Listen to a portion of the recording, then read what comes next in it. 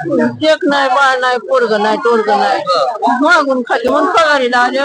मला कोणी सुद्धा नाही साहेब. अडचणी काय आहेत? पगार एवढंच भागत आहे माझं. लुगड्या चोळे काकण खायला पोटाला पगार एवढंच करते.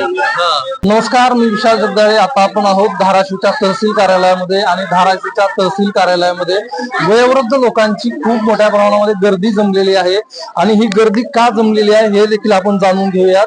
त्याआधी मी तुम्हाला एक गोष्ट सांगतो की आता सध्या धाराशिवचा पारा जो आहे तो चढताना दिसत आहे. 40+ तापमान आहे आणि ह्या रखरखत्या उन्हामध्ये वयोवृद्ध नागरिक धाराशिवच्या तहसील कार्यालयामध्ये आलेले आहेत. कशासाठी आलेला आहात आजी, तुम्ही काय सांगाल? कशासाठी आलात आजी? पगारीसाठी आलेला हो. पगारीसाठी आलेला हो. पगारीसाठी आलात का? हा, पगारीसाठी आलेला. किती महिने झालं पगार मिळालेला आहे? 2 महिने झालं. आणि आता इथं कशासाठी काय करायचं, नेमकं काय करायचं म्हणून बोलवलंय? हिथं आता काय करते, कार्ड दिली ती पगारीची, आधार कार्ड दिली ती, केवायसी करायची. केले ते केवायसी बी, जाहिराती दिली ते, आधार कार्डाचे जाहिरात दिले. पगारीसाठी आला. वय किती आहे तुमचं?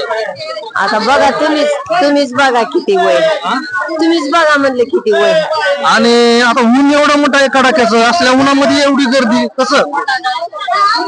ऊन लय हाय. मग काय नाश्ता जेवण केलं का नाही? केलं की जेवण. बर, तुम्ही काय सांगाल आजी, कशासाठी आला? मला तर कुणीच नाही, मी एकटीच आहे. लोक मागून खाते. बर, एक नाही, बाळ नाही, पोरग नाही, टोरग नाही, मागून खाली म्हणून पगारीला आले. पगार झाला नाही. पाडवा किती महिने झालं पगार नाही? पाडव्याला झालेला, पाडवा झाला, त्याच्यावर नाही. 2 महिने झाले. मग जेवण केलं का नाही सकाळ? जेवण केलं. हो का, आले तर आधार कार्ड घेतलं, माझ्या जाहिरात घेतलं, आधार कार्ड जाहिरात काढलं, आधार कार्ड घेतलं. मला कोणी सुद्धा नाही साहेब. मी एकटीच आहे. ह्यानी विचारा आहे का कोणी? मी एकटीच आहे. काय काय अडचणी काय आहेत? पगार एवढंच भागत आहे माझं. लुगड्या चोळे काकण खायला पोटाला पगार एवढंच करते. काय करावं, कुणाला मागावं? पगार नाही झाल्यावर काय करायचं? मागून खायचं.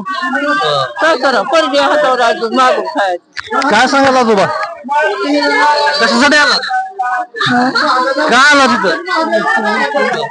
तर इथं आपण बघतोय मोठ्या प्रमाणामध्ये गर्दी आहे आणि इथं काही नागरिक आहेत, त्यांच्याशी आपण बोलूयात.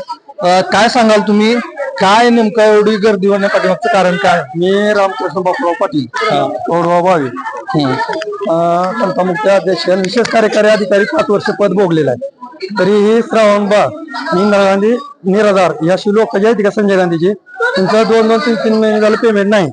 आणि कशामुळे नाही म्हणून विचारा आल्यावर त्यांनी सांगितलं हयाताचे प्रमाणपत्र आणून द्या.